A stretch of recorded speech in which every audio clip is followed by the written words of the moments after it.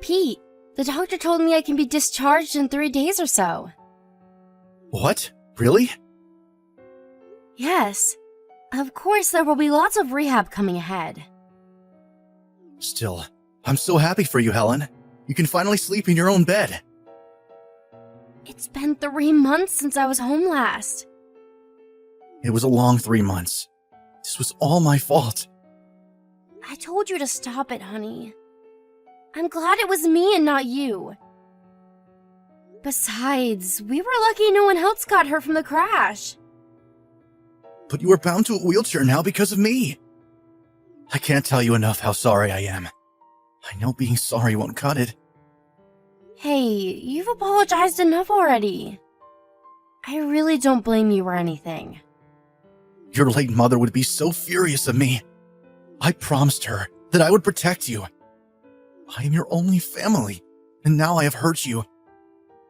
It was an accident. You learned your lesson the hard way not to speed too much. You now know what happens when you do. Absolutely. I'm so sorry. Okay, that's the last time you're going to say sorry. So, are you picking me up, or what? Of course I will. I will carry all your stuff. I will reserve a wheelchair-friendly cab or limo service. There's no way I'm driving with you in the back, at least for a while. Okay. I think they will let me go around noon. I'll let you know when I find out the details. Sounds good. Are you sure you're not busy, though? I know you're in the middle of an important project. Everyone knows what happened. Even the CEO told me to take good care of you and personally gave us a get well package. They would make me go even if I said no, which I won't, of course. Wow. How nice of everyone and your CEO. Please say thank you to everyone for me. I will make sure I do. Your CEO is a woman, right? Yes, she's around my mom's age. She is one tough, smart lady. Is she now? I wonder if she would like my baking. I'm dying to bake, so maybe I could prepare a small thank you gift with it. I hardly ever see her, though. It was actually the first time I've ever spoken to her when she gave me the package. It's quite famous that she is a serious camper. Camping. I don't know what I could give back that's related to camping. Do you know if she has any food preferences? I don't know. I can ask around if you want me to. Yes, please do. By the way, how is our apartment? Have you been cleaning at all? I will. I will tidy up so you can get around in your wheelchair. Will, meaning you haven't been, have you? But I understand it has been very hectic these past months. You were going back and forth between home and the hospital and work. You don't have to get everything done before I come back. I'm going to make time tonight. I want to make sure everything is in the right place for you. It's the least I can do. Thanks. I'll let you get back to work. Okay. Good luck with the last bit of your hospital life. If you can, please pack or gather items I can start to take home. I can't come see you today, but I plan to tomorrow. Pete, are you coming home soon? I'm still at work. I see. Can you please let me know when you are working late? I've been working late this whole month. Can't you guess? I assumed you would be, but then sometimes you come home early. I'd like to know when I need to prepare your dinner. It takes a long time for you to cook lately. Well, why do you think? I'm cooking from my wheelchair. It's been 6 months since you got out of the hospital. When do you think you'll be able to walk? I can stand up if I hold on to something. But you can't walk yet? No. Have you been going to rehab? Of course. The doctor said you'd be able to walk through rehab. Are you sure you're working hard enough? I am doing my best here. How can you say something like that? We've only been able to go to barrier-free places. Where we can visit is very limited right now because of you. I really wanted to go camping this summer too. What is the matter with you? What? Your attitude towards me. You've become so mean to me lately. It's not like I prefer to be in this wheelchair. Oh, what are you implying? You're saying it is my fault after all? No, that's not what I'm saying. I understand that it's stressful being around someone who can't walk. But you know, I think you can be a bit more considerate, at least. I feel very isolated from society as it is. Especially now that you've become very busy. I'm lonely. You know I have a huge project to handle. Yes, I know that. But you've been going out on your own on the weekends too. Do you not want to be with me anymore? It's not like that. Sorry. I've been overwhelmed with everything that's been going on. I didn't mean to be so hard on you. It's okay. I understand. You are a very outgoing person, so not being able to move around freely must have been very stressful for you. Yes, but it can't be helped. I should have managed my feelings a little better. It's not your fault, Helen. I'm sorry. Hey, let's go camping. Huh? I don't think that's possible. Of course it is. There are many camping resorts nowadays. We can find one that is handicap friendly. I mean, I would still need a lot of help from you. I will gladly help. Okay then. We'll go as soon as your project settles down a bit. I will handle the booking and packing. Are you sure you want to go? Yes, I am. I want you to be able to enjoy summer, and I need to get out too. It would be a good opportunity for me to learn how to get around outdoors. Thank you, Helen. I know I'm being selfish. You are not being selfish, Pete. Besides, I'd prefer for us to have a good time together than to have our marriage fall apart. Don't you agree? Our marriage wouldn't fall apart. It felt like it was going to soon.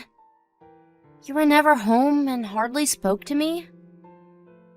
I was starting to think you might be interested in someone else. Someone else? No way!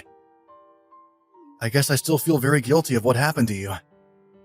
And that guilt turned into stress, and I took it out on you. Sorry, Pete, I'm joking. I know my wheelchair life is troublesome for you. So I was just a little worried. It's not troublesome, Helen. Anyway, I will be quite busy with my project for another couple of weeks. But I think I can take some days off next month. Okay, great. Oh, and dinner tonight? No thanks. I'll grab something to eat here. Okay. I'll be heading to bed soon. Don't work yourself too hard. What is going on, Pete? Where are you? Why did you leave me here? I thought we were headed to the resort. I don't even know where I am, and it's getting dark. No one is around. Please come and get me. Tell me, Helen, how much battery do you have left on your smartphone? Huh? Oh my god, I only have 1%. Why? I had it charged all night. Your charger was probably loose. Why are you laughing? You threw me off the car in the middle of the woods. You didn't even leave me my wheelchair. Your wheelchair would get you nowhere in those woods anyway. Pete, come back. Did I do something? Please, I'm begging you. You should crawl back home. What? It would be good training for you. What the hell? How can you joke around? What has gotten into you? I'm not joking. I'm serious. You need to get out of your damn wheelchair already.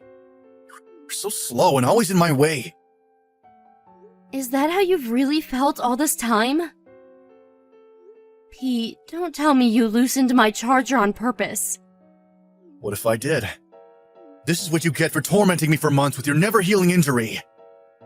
I hardly got a scratch from the crash. How can you be so fragile? Excuse me? You think I'm weak for getting hurt? That I've tormented you? You drove the passenger side of the car into a damn tree for crying out loud. How can you be so cruel? I am doing this for you.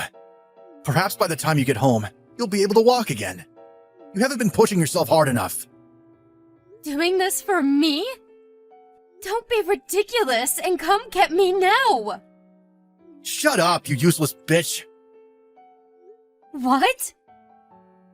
The only reason you were able to live normally is because of me.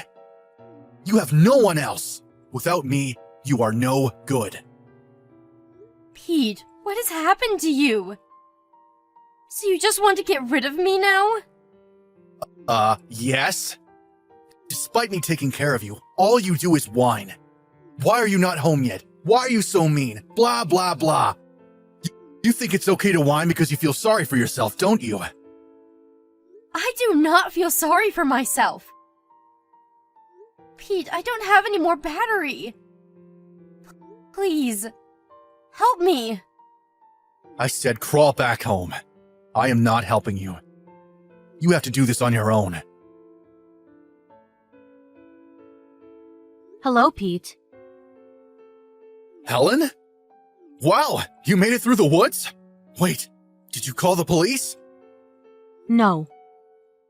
I didn't know you had survival skills. How did you make it back? I was hoping you'd get lost in the woods. Wow, you are worse than what I have heard. Unbelievable. What? Where are you anyway? I don't see you back here in the house. How did you charge your battery? Pete, you are fired. Don't go back to the office. What? Fired? What are you talking about?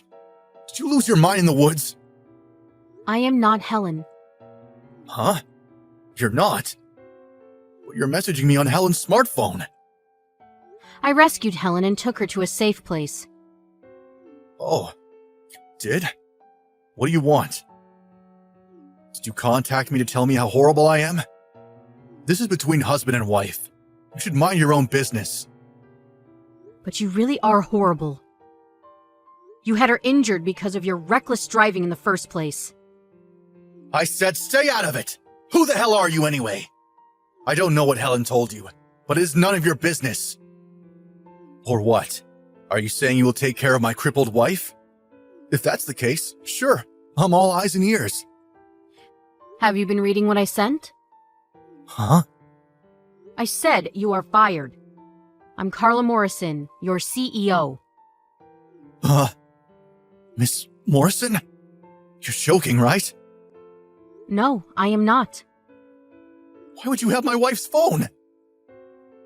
You have to be told the same thing twice to understand what I am saying? I said I rescued your wife. You do know that I like to spend my free time camping, don't you? Yes, I am aware. I never thought you'd run into my wife in the woods. I hope she hasn't been too much trouble for you. Sincerest apologies. If at all, she is not the reason for trouble. You are. Did you leave her knowing people get lost in those woods all the time? You must have a serious problem. She can't even move without her wheelchair.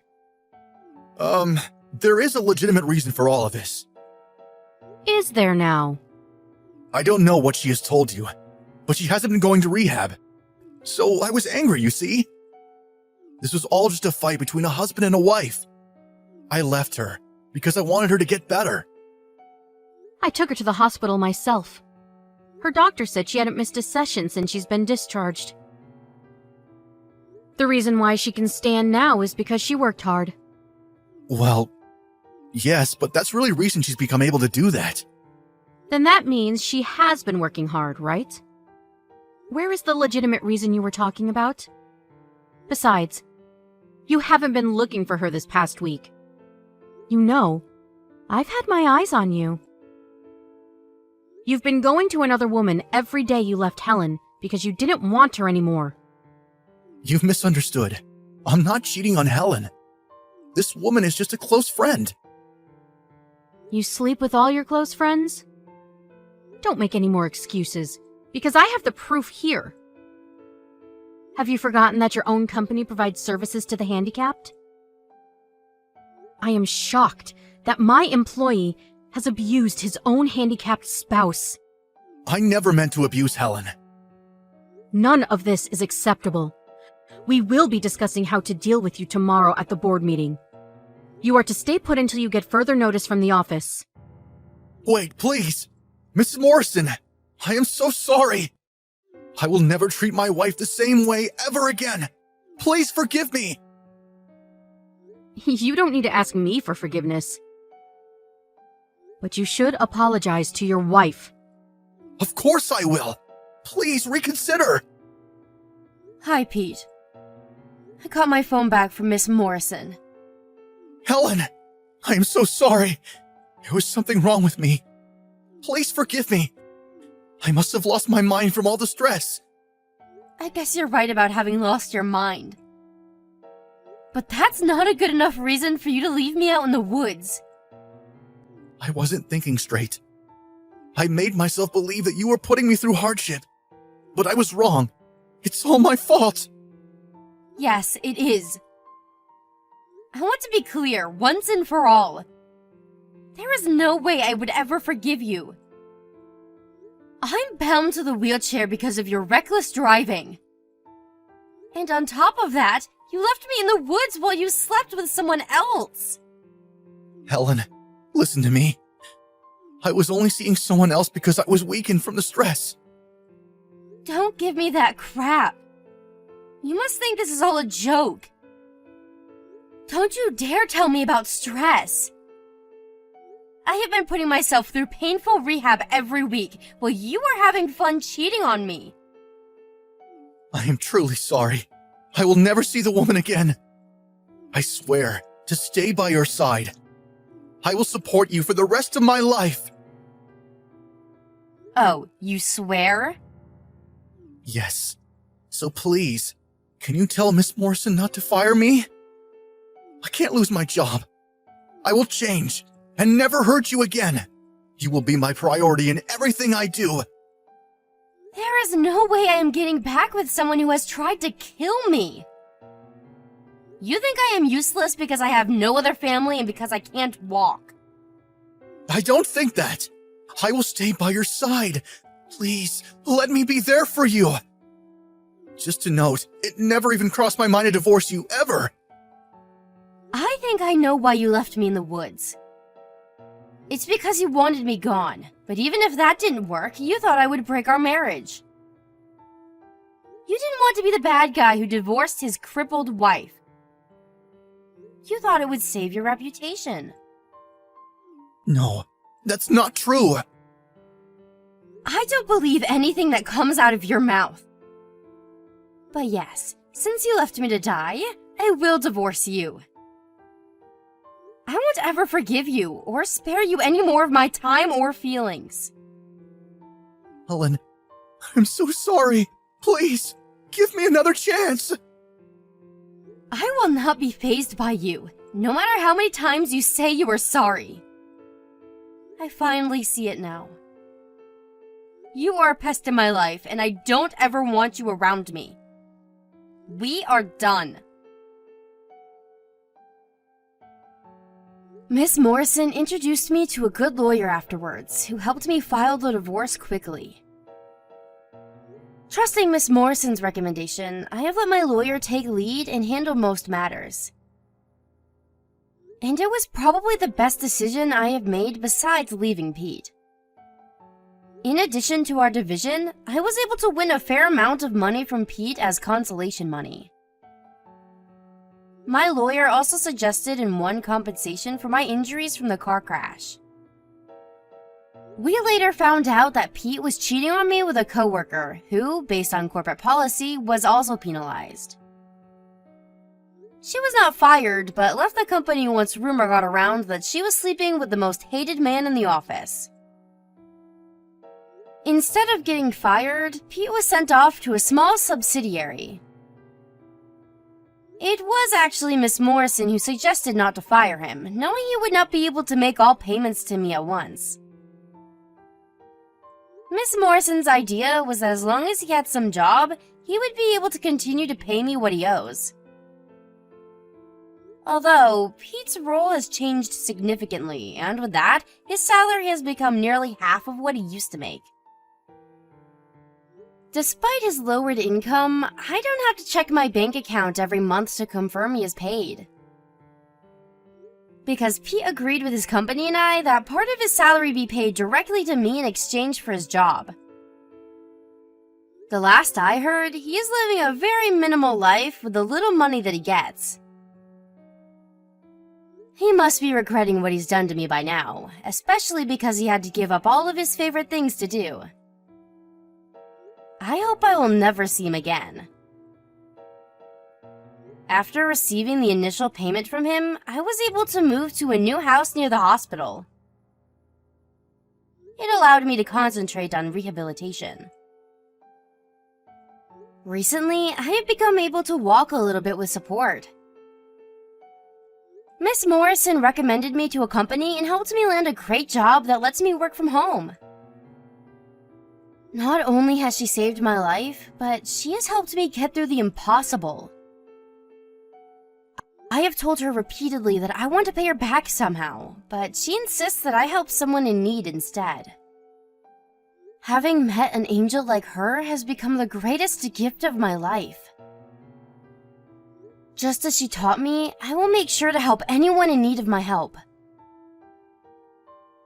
And I will continue to strive to become a strong, noble woman like her.